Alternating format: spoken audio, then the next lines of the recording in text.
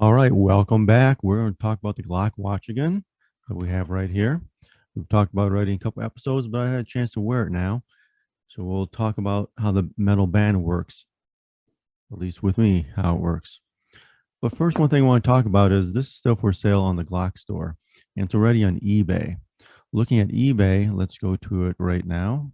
We're seeing sales of $450, $675, $632, 460. October 7th, that was $460. So some people are turning this over, but you have to pay shipping from Glock, so they're only making like $20. And of course, they opened it and took a look at it already. So resellings depends upon who you're getting. $675 was one buy it now, 632. So there's some profit there if you want to flip it, but it probably flip better later on. That's the trouble with these items is they may sell for a lot now. They may sell for more later on, or may not sell for more later on. So we'll see where they're going with that. Now let's talk about one bad thing with this watch. We'll open up, and it has to do with the case. Not the case itself, but because it is in a case. This, of course, is a solar watch. Solar watch requires light. Solar watch stores its reserves in a battery. And it's just like your car. If you don't run your car often at all, you'll kill the battery, and a couple times you have to replace the battery. This is a solar watch. It wants to be in light and it wants to recharge its battery. This is not a watch to have it sit in the case for 6 months or a whole year and then pull it out, show someone, stick it back in, and do that a couple times. It will kill the battery and you'll need to replace it. So we have to take that into account. All solar watches are that way. This solar watch that I have as an example is the same way from Citizen. You don't want to have it sit in a safe, in a box for long periods of time. You want it out and at least get some sunlight, not maybe direct sunlight, but at least some sunlight just from sitting out. So keep that in mind when you have the Glock watch. Now let's talk about how it glows in the dark.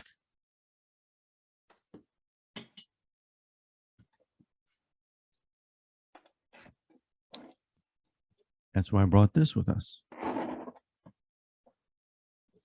And a flashlight. I'm going to charge these up right now with a nice bright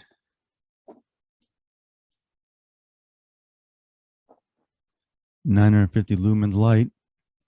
Because there's interesting things about this Glock watch. What you'll see is that if you're ever stuck in a forest at night with a Glock watch and there's no moon, you want to know what time it is, you better bring your cell phone.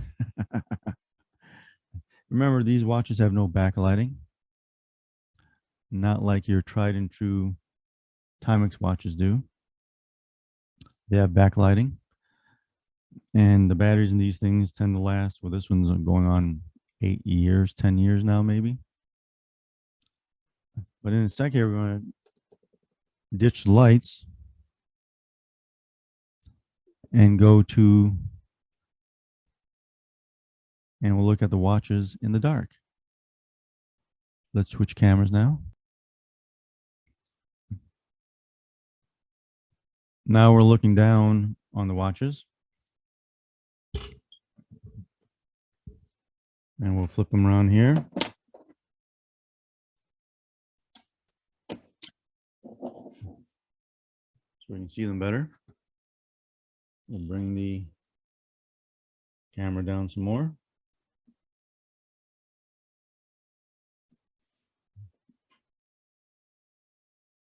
We'll charge up these a bit.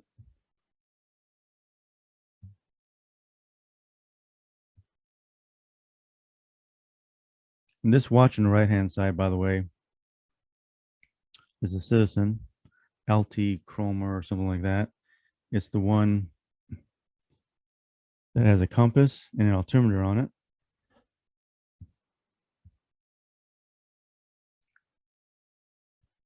Not as good as a real compass, though. but it's pretty good.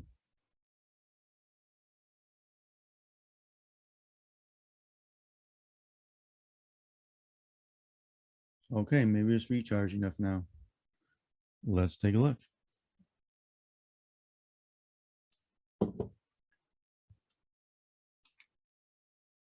Bingo, there we go. One of the problems you're going to see is where are the hands on the Glock watch?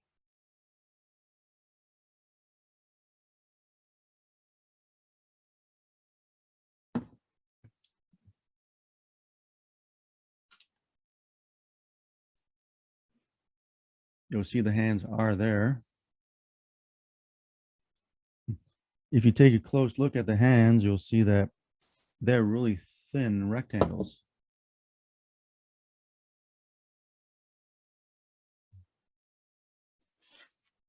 Can we get this in focus?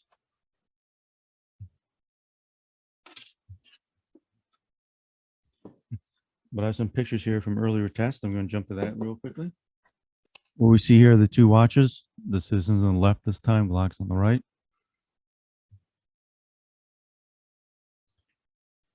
Here they are fully charged. You can see the dainty hour and minute hand on the Glock watch. So the hour and minute hand is really thin compared to the Luminescence hands and hour and minute hands on the Citizen. And it's only a outline of the hands, nothing in the middle. So they're really hard to charge up and they don't last very long. And now you can see the Glock watch has faded even more. That's only been maybe 2 minutes, if that. Let's recharge it a little bit. Working in the dark here. So you can see, well, you did see the minute hands for a minute.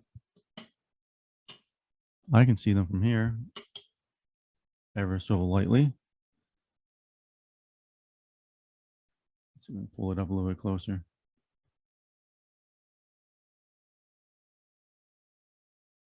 No, can't really see it there.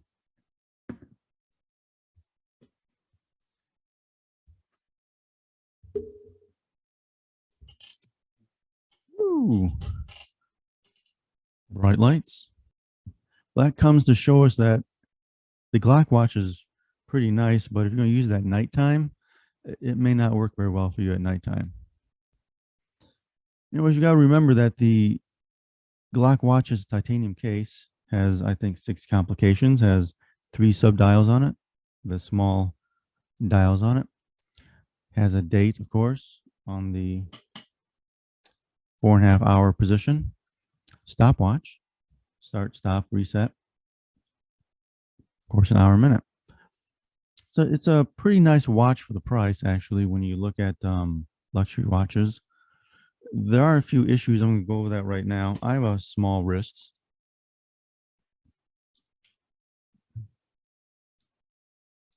See, this watch here is a butterfly clasp. And even though the band itself is pretty nice, I noticed that if you work at all, oh, come on, get on there.